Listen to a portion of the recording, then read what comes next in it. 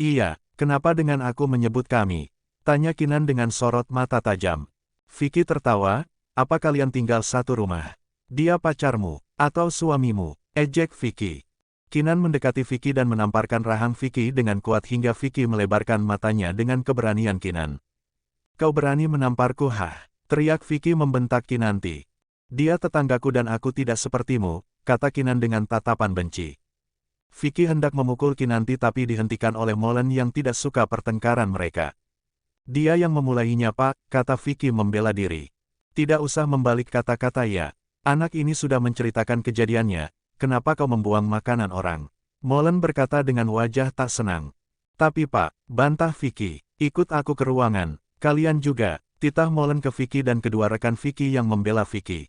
Vicky beralih menatap Kinan dengan tatapan penuh dendam, kau akan dapat balasan dariku, hanya karena kau tertarik pada pria itu kau menantang rekanmu sendiri. Dia pria yang baik dan hebat tapi kalian yang iri pada dia, apa salahnya aku suka berteman dengannya? Balas Kinanti dengan serius. Cepat ikut, Molen menarik Vicky untuk menjauhi Kinanti. Anda terlalu memanjakan gadis itu, Pak, itu tidak adil. Apa karena dia pernah bekerja di Blackmouth? Apa bagusnya itu? Dia jadi tidak waras karena anak baru sombong itu. Vicky berusaha menepis tangan Molen. Kinanti menghela nafas panjang melihat Vicky ditarik paksa oleh Molen untuk mengikuti Molen ke ruangan khusus untuk bicara hal serius. Kinanti menoleh ke sekeliling, sekarang lanjutkan saja kegiatan kalian ya. Lupakan semuanya, perilaku dia tidak pantas kalian tiru, kata Kinanti serius pada anak-anak didik taekwondo itu. Kinanti memegang perutnya yang terasa lapar pun segera pergi menuju ibu kantin dan memesan makanan. Ia terlalu kesal melihat Kenan tidak makan karena Vicky, jiwa manusiawinya meronta-ronta akhirnya turun tangan menolong Kenan. Kenapa kakak begitu membela Kak Kenan? Tanya salah satu murid perempuan penasaran ke Kinanti yang berdiri tak jauh dari anak itu. Kinanti tersenyum, bukan hanya membela tapi kalian harus melihat kebenaran ya. Kakak tidak mau kamu punya sifat iri seperti Kak Vicky. Memangnya apa saja yang dilakukan Kak Vicky, Kak? Kenapa dia iri? Kinanti tersenyum sambil duduk di samping murid itu menunggu pesanannya selesai. Kak Kenan itu memang terlihat sombong dan sedikit malas berbicara hal tak penting dengan siapapun itu tapi bukan berarti dia jahat, dan Kak Vicky tidak suka Kak Kenan yang tidak menghormatinya sebagai senior, jelas Kinanti. Berarti Kak Vicky harus dihormati ya Kak, sahut murid yang lain. Sudah ya, kalian makan saja, jangan terlalu dipikirkan masalah orang dewasa, pinta Kinanti dengan serius. Kinanti pun dipanggil karena pesanannya telah tiba, ia makan di dekat murid-muridnya dan kebetulan Kenan telah datang untuk menanyakan bagaimana makan Kinanti tapi ia malah melihat Kinanti makan di kantin padahal bawa bekal. Kenan diam saja lalu berbalik pergi tanpa ingin mengganggu Kinanti yang bisa dikatakan cukup baik sampai mau berkorban makanan seperti itu, padahal Kenan tahu kalau Kinanti suka irit uang. Sore harinya, Kenan melihat Kinanti yang sudah menunggu di dalam mobilnya sambil tersenyum. Duduk di samping, aku yang nyetir, kata Kenan serius membuka pintu kemudi membuat Kinanti mematung lalu Kenan menatap datar Kinanti yang tak beranjak dari bangku kemudi. Hehe, kalau boleh aku tahu kenapa ya Kenan? Tanya Kinanti mendongak karena Kenan sedang berdiri. Apa perlu aku jelaskan? Pertanyaan Kenan membuat Kinanti pasrah lalu menuruti perintah si tuan pemilik mobil. Kinanti bukannya keluar dari mobil itu untuk berpindah tempat malah beralih ke bangku sebelah dengan cara cepat, Kenan tersenyum tipis dengan kelakuan Kinanti itu. Kenan pun masuk ke mobilnya memasang seatbeltnya lalu Kinanti yang sadar pun segera mengambil seatbeltnya tapi entah kenapa bisa macet. Kenapa bisa macet? Gumam Kinanti menarik-narik tali pengamannya supaya lebih panjang dan bisa dikunci. Kenan melirik Kinanti pun menghela nafas panjang lalu melepas seatbeltnya dan membantu Kinanti yang kesulitan. Apa kau memang sabuk hitam? Tanya Kenan seperti meragukan kemampuan Kinanti.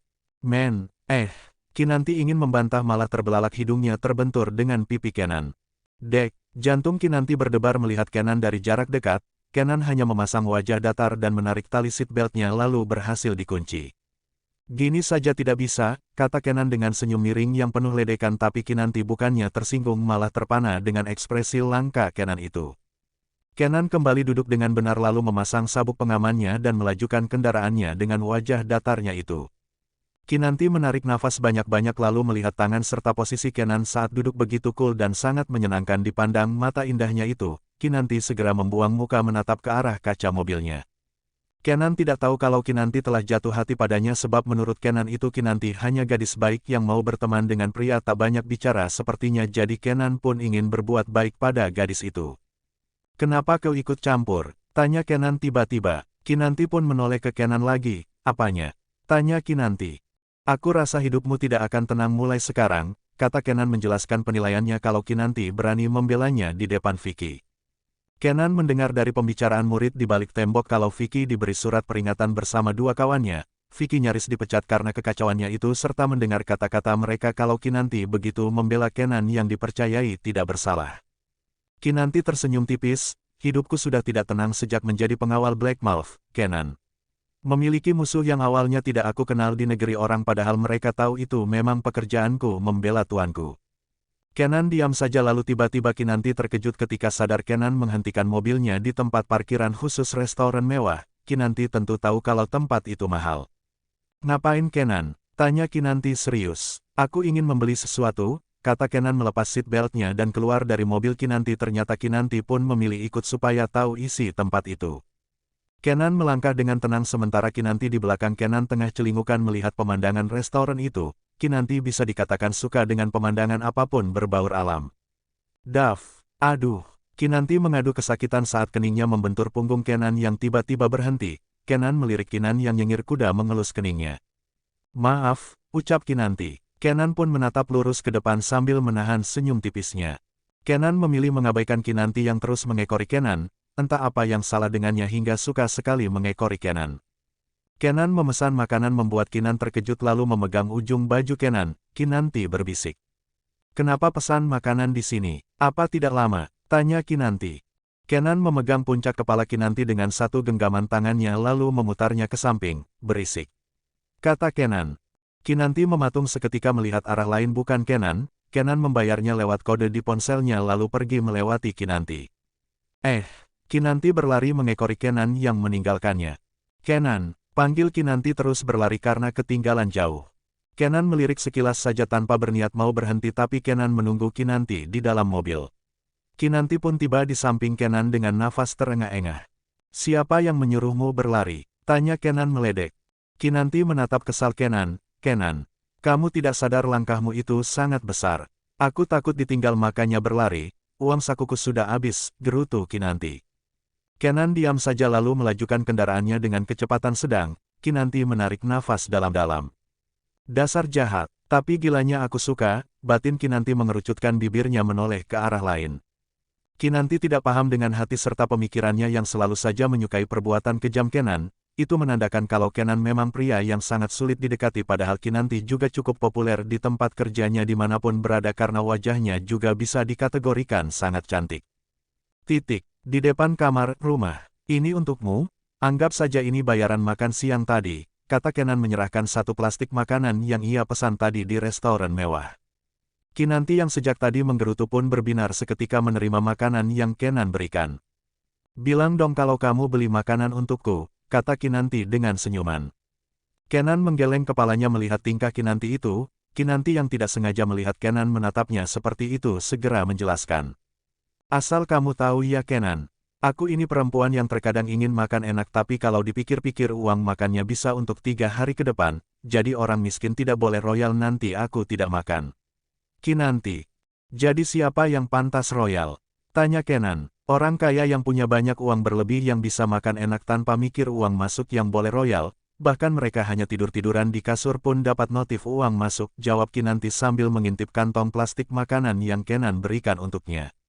Jadi kenapa kau tidak menikahi orang kaya saja supaya hidupmu enak? Ledek Kenan entah mengapa ia bisa banyak bertanya seperti itu.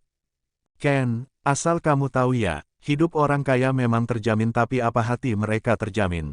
Apa kamu bisa memastikan para lelaki orang kaya itu bersih dari drama ranjang? Pria kaya kan banyak dikejar perempuan seksi biar tenar dan hidup mereka terjamin. Aku benci dengan pria kaya, celoteh Kinan. Kenan menunggingkan senyum tipisnya. Tapi kau menjalin hubungan dengan pria itu. Kinanti mengangguk, rencananya aku mau berubah tidak menilai buruk pria dari kalangan orang kaya tapi ternyata dia sama saja. Kenan terdiam karena kata-kata Kinanti seperti menamparnya padahal Kenan tidak termasuk pria brengsek asteriska tapi karena Kinanti menyebut semua pria dari lelaki kaya sama saja tentu saja ia tersinggung. Kenan tidak berbicara langsung masuk ke rumahnya mengabaikan Kinanti yang cepat-cepat juga masuk ke rumahnya saking tidak sabarnya mencoba makanan itu. Kinanti mana tahu kalau Kenan tersinggung dengan kata-katanya karena ia berpikir Kenan adalah pria biasa bukan pria kaya raya yang tengah menyembunyikan identitasnya. Di kamar Kenan, Kenan menghubungi Sisi video call dan menanyakan alasan perempuan membenci pria kaya raya membuat Sisi terheran-heran dengan pertanyaan abangnya itu. Abang bicara apa sih? Kan abang tahu kalau banyak anak-anak jadi korban kedua orang tua mereka selingkuh gara-gara orang ketiga kan? Wajarlah banyak orang biasa yang menilai orang kaya karena perbuatan mereka. Coba abang tanya sama orang itu bagaimana penilaian dia pada keluarga Maldev. Pasti orang itu berpikir berbeda, kan kita tidak pernah terkena skandal buruk, kata Sisi menjelaskan. Sisi bertanya lagi siapa perempuan itu yang bisa membuat abangnya tersinggung padahal Sisi tahu kalau Kenan tidak pernah peduli kata-kata orang lain tapi bisa terpengaruh dengan kata-kata perempuan itu. Apa abang menyukai perempuan itu? Tanya Sisi penasaran. Kenan menatap datar adiknya itu membuat Sisi sadar kalau Kenan tidak menyukai gadis itu lalu segera menjelaskan. Pokoknya abang tanya saja bagaimana dengan keluarga Maldev.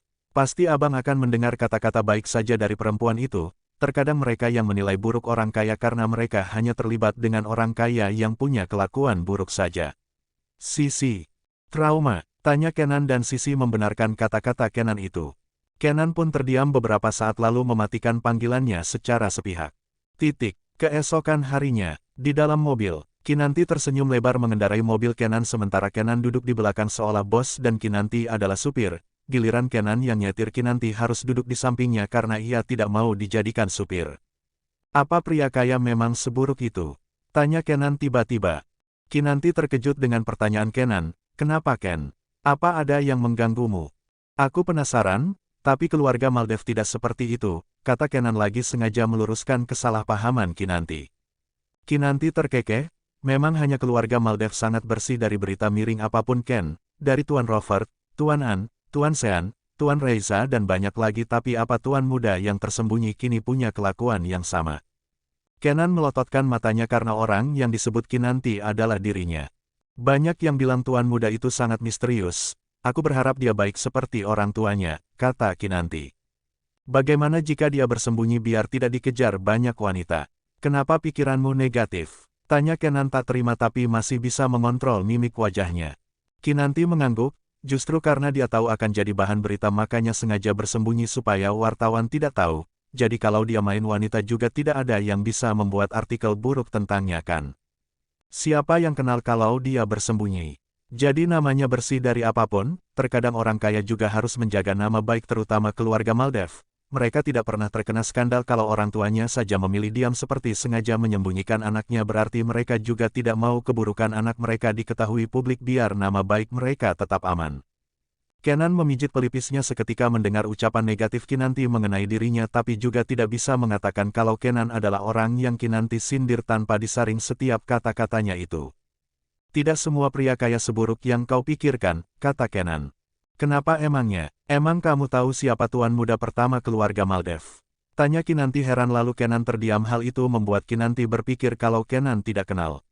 Ken, kedalaman laut bisa diukur dengan teknologi tapi kedalaman hati seseorang tidak ada yang tahu kan? Kinanti, Kenan tidak tahu lagi mau menjawab apa karena tidak mungkin Kenan mengatakan kalau dirinya mengenal hatinya sendiri yang tidak seburuk yang dinilai Kinanti.